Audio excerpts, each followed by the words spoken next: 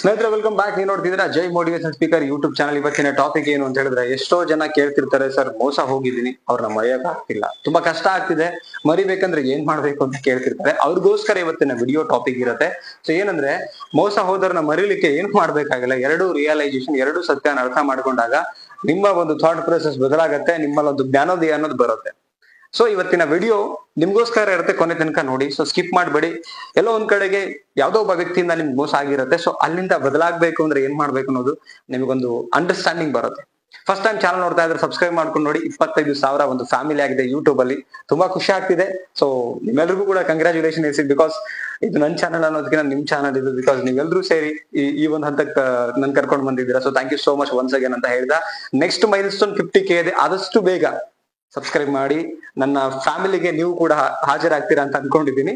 So video ನೋಡಿದ್ಮೇಲೆ ಏನನ್ಸುತ್ತೆ like ಮಾಡಿ, ಅದಾದ್ಮೇಲೆ ಕಮೆಂಟ್ ಮಾಡಿ, ನಿಮ್ಮ ಅನಿಸಿಕೆಯನ್ನ ತಿಳಿಸಿ. ವಿಡಿಯೋ ಕೊನೆ ತನಕ ನೋಡಿ. ಫಸ್ಟ್ ಪಾಯಿಂಟ್ ನ ನೋಡ್ಕೊಂಡ್ ಬರೋಣ ಅಂದ್ರೆ, ನಿಮ್ಮ ಜೊತೆ ನೆಕ್ಸ್ಟ್ ಇರಲ್ಲ ಅವರು, ಆ ಸತ್ಯನ ಅರ್ಥ ಮಾಡ್ಕೊಳ್ಳಿ.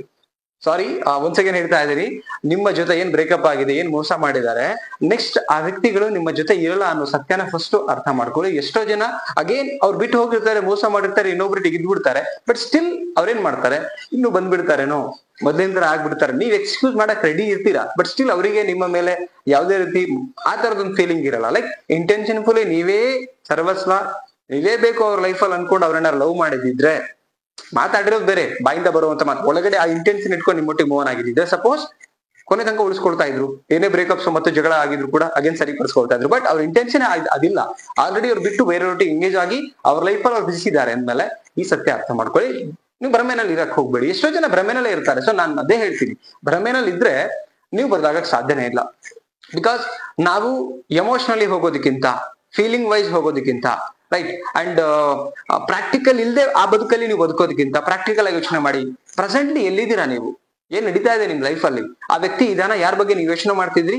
ಸೊ ಇಲ್ಲ ಅಂದ್ಮೇಲೆ ನೀವೇನ್ ಮಾಡ್ಬೇಕೀಗ, ಒಬ್ಬರೇ ಇದ್ದೀರಿ, ನಿಮ್ಗೊಂದು ಲೈಫ್ ಇದೆ, ಅಪ್ಪ ಅಮ್ಮ ಅಂತ ಇದ್ದಾರೆ, ರೈಟ್, ನಿಮ್ಗೆ ಒಂದು ಫ್ಯೂಚರ್ ಅಂತ ಇದೆ, ನಿಮ್ಗೆ ಒಂದು ಗೋಲ್ ಅಂತ ಇದೆ, ನಿಮ್ಗೆ ಒಂದು ಜೀವನ ಅಂತ ಇದೆ. ಸೊ ಇದ್ರ ಬಗ್ಗೆ ಯೋಚನೆ ಮಾಡಿ. ಈ ರಿಯಾಲಿಟಿ ಆಲ್ರೆಡಿ ಅವ್ರು ದೂರ ಹೋಗಿದ್ದಾರೆ.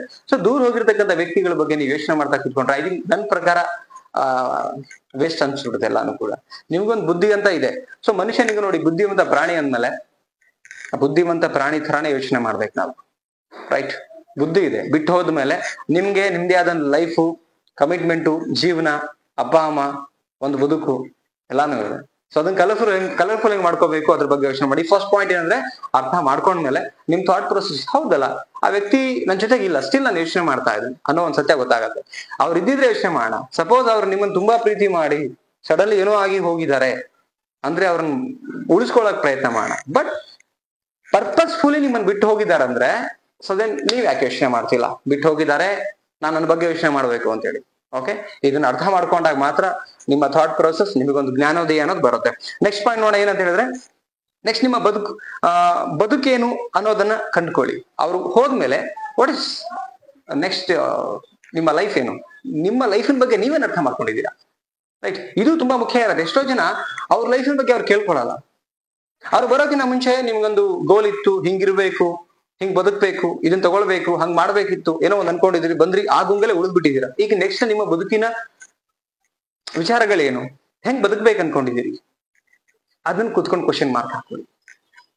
ಇಲ್ಲಾಂದ್ರೆ ಅಲ್ಲೇ ಉಳಿದ್ಬಿಡ್ತೀರಾ.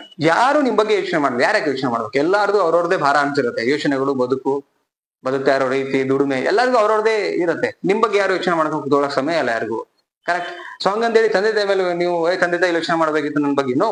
ನೀವು ಮಾಡಿದಿರಾ, ನೀವೇ ಫೀಲ್ ಮಾಡ್ಕೊಬೇಕು, ನೀವೇ ಸರಿಪಡಿಸ್ಕೊಬೇಕು. ಇಲ್ಲಿ ನೋಬಡಿ ಇಸ್ ದೇರ್. ಯಾರು PA ಅಪಾಯಿಂಟ್ಮೆಂಟ್ ಮಾಡ್ಕೊಂಡಿಲ್ಲ, ಮಾಡಿದ್ರು ಎಲ್ಲಿ ತನಕ ಇರೋಕ್ ಸಾಧ್ಯ ನಿಮ್ ಜೊತೆಗೆ. ಪ್ರತಿ ಸೆಕೆಂಡ್ ಕೂಡ PA ಬಂದು ನಿಮಗೆ ಇದನ್ನ ಮಾಡೋದನ್ನ ಮಾಡೋ, ಯಾರು ಬರಕ್ ಸಾಧ್ಯ ಇಲ್ಲ ಅಂದ್ಮೇಲೆ ನೀವು ಅರ್ಥ ಮಾಡ್ಕೊಬೇಕು ಏನಂತ, ನೆಕ್ಸ್ಟ್ ನನ್ ಬದುಕೇನು.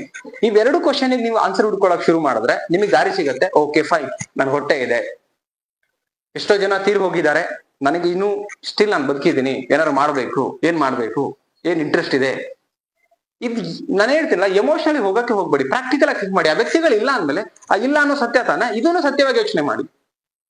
ಅದನ್ನ ಬಿಟ್ಕೊಂಡು ನೀವೆಲ್ಲ ಒಂದ್ ಕಡೆ, ಮತ್ತು ಅವ್ನ್ ಹಂಗಿರ್ಲಿಲ್ಲ, ಅವ್ನ ಮೆಂಟಾಲಿಟಿ ಹಾಗಿರ್ಲಿಲ್ಲ ನಾನು ಒಪ್ಕೋತೀನಿ, ಬಟ್ ಇವಾಗ ಹಾಗಿದ್ದಾರಲ್ಲ, ಬದಲಾಗಿದ್ದಾರಲ್ಲ.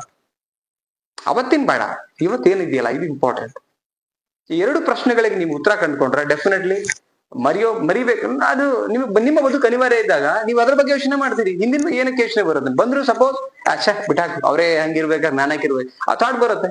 ಬದುಕಲ್ಲಿ ಯಾರಿಗೆ ಪರ್ಪಸ್ ಸ್ಟ್ರಾಂಗ್ ಇರುತ್ತಲ್ಲ, ಏನೋ ಮಾಡ್ಬೇಕು ಲೈಫಲ್ಲಿ, ಆ ವ್ಯಕ್ತಿಗಳು ಯಾವುದೇ ಕಾರಣಕ್ಕೂ ಹಿಂದೆ ಏನೇನು ಎಷ್ಟೇ ಘಟನೆಗಳು ಕೆಟ್ಟದಾಗ ನಡೆದಿರ್ಲಿ ಆ ಬದುಕಿನ ಬಗ್ಗೆ ಯೋಚನೆ ಮಾಡ್ತಾರೆ. ಬಿಕಾಸ್ ನಿನ್ನೆ ನಡೆದೋಗಿರೋ ದಿನ ಯಾವುದೇ ಕಾರಣಕ್ಕೆ ನಮ್ ಲೈಫಲ್ಲಿ ಅಗೇನ್ ಅದನ್ನ ಅಳಿಸಿ ಹಾಕಿ ಮತ್ತೆ ನಮಗೆ ವಯಸ್ಸು ಕಡಿಮೆ ಆಗ್ಲಿ ಅಥವಾ ಸಮಯ ಸಿಗ್ಲಿ ಅದೇನು ಮಾಡಕ್ ಆಗಲ್ಲ. ಇರೋವಷ್ಟು ದಿನ ಈ ನೆಕ್ಸ್ಟ್ ಏನ್ ಮಾಡ್ಬೇಕು, ನನ್ ಖುಷಿಗೆ ಏನ್ ಮಾಡ್ಬೇಕು, ನನ್ ಬದುಕಿಗೆ ಏನ್ ಮಾಡ್ಬೇಕು, ನನ್ ಪ್ರೀತಿ ಮಾಡೋ ತಂದೆ ತಾಯಿಗೆ ಏನ್ ಮಾಡ್ಬೇಕು, ನನ್ನ ಲೈಫಿಗೆ ಏನ್ ಮಾಡ್ಬೇಕು, ಇದನ್ನ ಯೋಚನೆ ಮಾಡಿದ್ರೆ ಮಾತ್ರ ನೀವು ಮುಂದೆ ಹೋಗ್ಲಿಕ್ಕೆ ಸಾಧ್ಯ. ಐ ಥಿಂಕ್ ಇವೆರಡು ಟಿಪ್ಸ್ ಬೆಟರ್ ದನ್ ಟಿಪ್ಸ್ ಇರ್ಲಿಕ್ಕೆ ಸಾಧ್ಯ ಇಲ್ಲ. ನೀವು ಮತ್ತೆ ಕಾರಣಗಳು ಕೊಡ್ತಾರಲ್ಲ, ನಂಗೆ ಆಗಲ್ಲ, ನೀವು ಹೇಳೋದು ಮೈಕ್ ಮುಂದೆ ನಿಂತ್ಕೊಂಡು ಕ್ಯಾಮ್ರಾ ಮುಂದೆ ನಿಂತ್ಕೊಂಡು ಮಾತಾಡ್ಬಿಡ್ತೀರ ಅಂತ ಯಾರೋ ಹೇಳ್ಬೋದು. ಕಾರಣ ಕೊಡೋರು ನನ್ನ ಪ್ರಕಾರ ಲಾಯಕಿಲ್ದೇ ಇರೋರು, ಭೂಮಿ ಮೇಲೆ ಲಾಯಕಿಲ್ದೇ ಇರೋರು, ಅವ್ರು ಬದುಕ್ತಾ ಇದಾರೆ, ನೀವ್ ಯಾಕೆ ಬದುಕಾಗಲ್ರಿ? ಪಾಸಿಬಿಲಿಟಿ 100% ಇದೆ. If you try and purpose strong ಇದ್ರೆ ನಿಮ್ life in definitely will be change. I think ಈ ವಿಡಿಯೋ ಅರ್ಥ ಆಗಿದೆ ಅಂತ ಅನ್ಕೋತೀನಿ. ಅರ್ಥ ಆಗಿದ್ರೆ ನಿಮ್ಮ ಅನಿಸಿಕೆನ ಕಮೆಂಟ್ ಸೆಕ್ಷನ್ ಖಾಲಿ ಇದೆ, ಕಮೆಂಟ್ ಮಾಡಿ, ಲೈಕ್ ಮಾಡಿ. ದಯವಿಟ್ಟು ತುಂಬಾ ಜನ ಮೋಸ ಹೋಗಿದ್ದಾರೆ, ಈ ವಿಡಿಯೋನ ಶೇರ್ ಮಾಡಿ. ಒಳ್ಳೆ video, useful, motivate, inspiring video ಅಂತ ದಯವಿಟ್ಟು ಶೇರ್ ಮಾಡಿ, ಸಪೋರ್ಟ್ ಮಾಡಿ, ನಿಮ್ಗೂ ಒಳ್ಳೇದಾಗುತ್ತೆ.